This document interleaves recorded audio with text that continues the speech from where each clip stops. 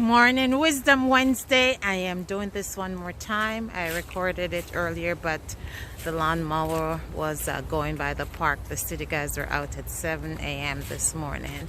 Hey sis, good morning. I drove to Toronto at 5 a.m. this morning and drove back home. Wisdom Wednesday. Now, the question or the thought that I want you to think about is, what are you doing with what life has given to you? There is a quote that says, it's not what happens to you that determines your future, it's what you do with what happens.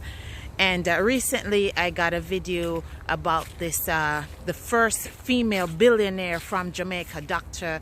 Trish Bailey.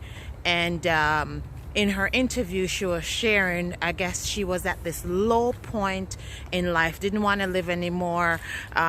Don't know the details, but long and short, she was in the hospital.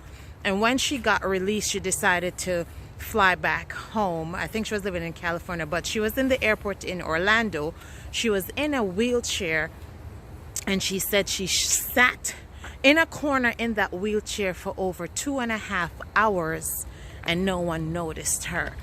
And as a result of one young lady finally noticing her and I guess gave her the ability to continue on her journey, she created a device that has changed her life and of course the life of many other disabled individuals. One of her quote was, in that moment she recognized that the handicapped are invisible to the world.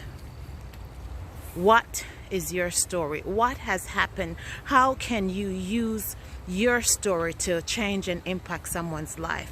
It could just be simply to encourage someone, to let them know, hey, I have walked a similar path. I have survived. These are some of the tools and the resources that I have used that kept me going, and maybe you can apply those. I'm going for my walk. I see the path.